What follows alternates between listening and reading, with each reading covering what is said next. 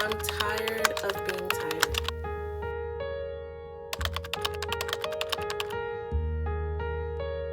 I'm so tired of struggling with things that I can change. It's almost like I'm wasting my potential and putting myself on the back burner. For as long as I can remember, I've always been the person that motivated and helped everyone else, even myself. In the same breath, there's only been a few occasions where I can say that I've fully committed to myself as much as I've committed to helping others, and the scale just doesn't balance out. Let me start by saying that I've accomplished a lot. I have followed my dreams, I am following my dreams, and I have done a lot in a short amount of time, and I will forever be grateful for that. In the same breath, this is my first time fully committing myself to goals that have nothing to do with capitalism, literally all about me for me. As a Black woman, you're taught to put everyone else's needs before your own.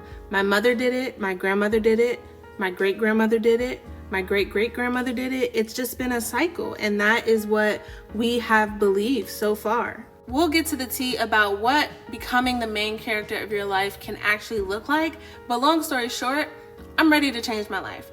I'm ready to embrace my truest self like I've never done before. The thing about change is that it's always possible. As long as you have oxygen in your body, you are able to change your life. And I am so excited because I have never chosen myself in this specific way before. And I've been telling myself for years, oh yeah, I'm gonna do this, I'm gonna do that, and I just don't do it. Or I start and I give up. And you know what? I'm tired of that. I am tired of letting myself down. I'm tired of letting fear of being judged, fear of being perceived, fear of not belonging get in my way of my own goals. This is my life, and I'm taking my power back.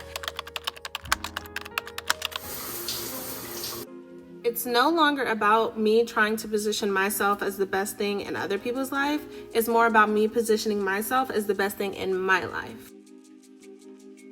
So according to Google, main character energy is being the protagonist of your own life, the hero of your own story. Another source says main character syndrome is a term popularized on TikTok to describe self-centered people. I believe that becoming the main character of your life means putting you first, period, point blank. As I stated before, women, especially Black women, are told that we should put our needs last because there are other people who need our help and our attention. Becoming the main character of your life is about nurturing the relationship that you have with yourself and embracing the journey of learning about who you are and accepting who you are. It's about unapologetically putting your desires and your needs first. It's about setting and maintaining boundaries with yourself and with others. It's about choosing to move through your fears in order to chase your dreams. It's about doing the things that make your spirit light up and participating in things that bring you joy regardless of what people think. Basically, what I'm saying is becoming the main character of your life is about embracing the most unapologetic and truest version of yourself and owning it.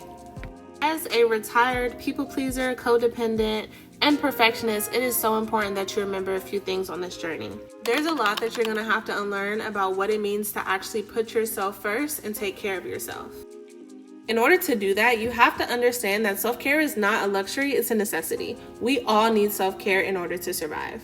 Now, don't get me wrong. There's nothing inherently wrong with wanting to take care of others and wanting to help people. That's an amazing quality to have.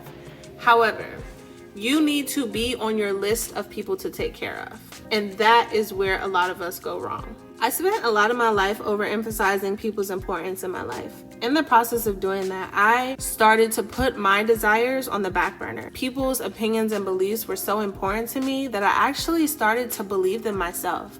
And my opinions and beliefs started to go into the background instead of the forefront of my mind because I was really only thinking about pleasing that person. A lot of us are walking around with things that were never ours to carry, whether that be beliefs, fears, perspectives, mindsets, it doesn't matter. We are walking around carrying things that we never made a conscious choice to do so, and that's where the unlearning comes in. When you're thinking about what you believe in and what you're afraid of, I want you to ask yourself one question. Is this my belief or is this my fear? This simple question will give you insight on what you've been carrying that isn't yours. A part of being the main character of your life is being willing to stand courageously in your truth, no matter what that is or what that looks like. The reality of life is that your truth is not going to be received well by everyone. And that's not the goal because you're not for everyone. Once I started moving through my fears and realizing that external acceptance and belonging will never fulfill me like my own personal self-acceptance and belonging, this process got a lot easier. I am no longer begging, wishing, or pleading for people to meet me at my own frequency. I am no longer willing to hide my truth because it makes other people uncomfortable. I am no longer willing to not speak up because I don't want to be seen as problematic. I will no longer be overly invested in other people's lives as a distraction from my own. For the next 90 days, I'll be focusing on elevating my physical, mental, and spiritual health. I recently started with a personal trainer, and the reason why I'm so excited is because I had convinced myself that I just was not able to lose weight. I had convinced myself that I was too lazy to do this, and it's so crazy how that has made such an impact on my health journey. And I decided I am going to stop telling myself those lies. So 2 weeks ago, I started with a personal trainer, and I am enjoying it so far. I have worked out 4 times for 2 weeks, and that may sound really simple to you, but for someone that really only worked out like once or twice a week, that is the type of commitment that I want to continue to participate in. Now, this goal isn't about being skinny, okay? Because trust me, I've already, did the work of internalized fat phobia. This is about seeing what my body can actually do and stepping outside of my comfort zone in order to find what works for me. When I was training before, I was more so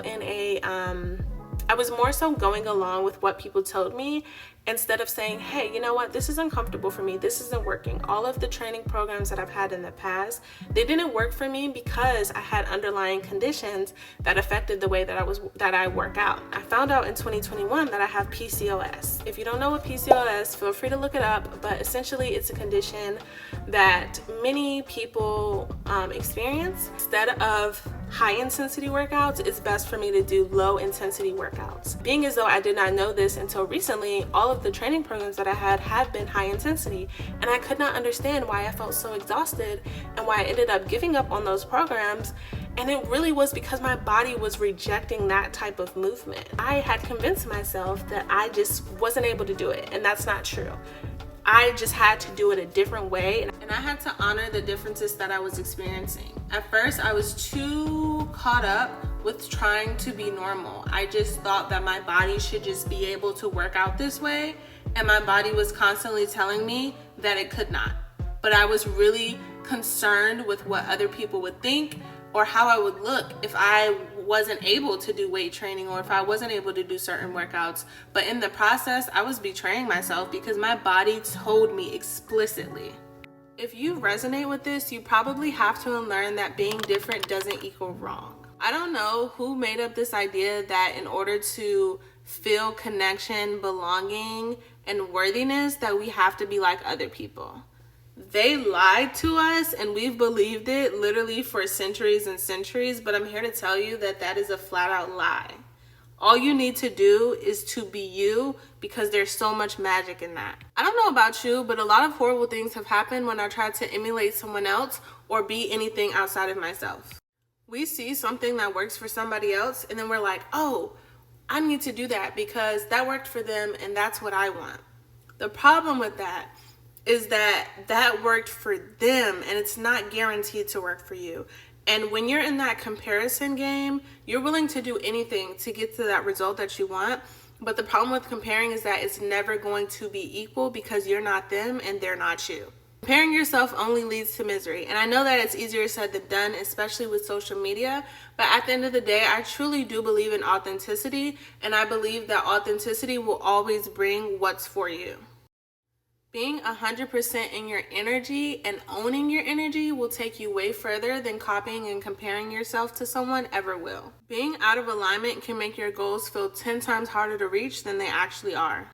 As you and I continue on this journey of becoming the main character of our lives, it is important to be in tune with our feelings and opinions about ourselves, as well as keeping it at the forefront of our minds. It can be really exhausting to absorb other people's feelings, thoughts, and energy, and I've truly had to learn how to stop doing that. Before I learned, though, I remember about a few months ago, I went home to Maryland and I was looking through some of my old things, in my room and I found a note to myself. The note essentially said that I was fat and I needed to lose weight. I couldn't have been more than 12, 13 years old. I was actually probably younger than that, but it just goes to show how the patterns and the engraved thinking about yourself comes from other people, other places, and it can start when you're super young. So unlearning those patterns and unlearning those beliefs about yourself is something that's also going to take a few years because it's been engraved in you for so long. So on this journey, please remember to give yourself some grace. It's going to take a while to unlearn those things because it's been active for so long. So if you think that it's just gonna change overnight, I'm here to tell you that unfortunately that's just not how it works. Does that mean it's impossible? Absolutely not. You are the main character of your life and you can do and be anything that you want to be. Change may not always be easy, but maybe it isn't supposed to. Maybe the journey of becoming your truest and most authentic self isn't supposed to be easy, so that you can remember how much work it took for you to get there so that you never lose sight of it. The person that I strive to be and am already becoming is someone that takes care of their body. Now that I'm working with this new personal trainer, she's teaching me how, you can nourish your body and still eat things other than chicken, broccoli, and rice every day. And it is so beautiful. Like, I'm learning how to cook. I'm learning how to nourish my body and listen to what my body needs and actually stop eating when my body says stop. So I'm really excited for this journey. Another part of my journey is getting this skin together, honey. I am trying to be my best self with no acne, okay? And baby, am I excited to talk about skincare because this is one of those things where I've been dealing with since I was a teenager. I've had acne since I was probably 13 years old. And I am so tired of having acne, And before 2019, I had no idea what a skin routine was. I did not know her. I'm pretty sure I washed my face, but outside of that, I don't think I did anything to my skin, which is understandable. I was young. I was in college. Who really knew a lot of that back then? My commitment is my skincare routine every morning and night. Maybe for you, it's something different, but I do know that consistency wins. I reject the idea that I need to work myself in the ground to experience abundance. I reject the idea that I need to chase in order to attract. I reject the idea that things can't come to me with ease.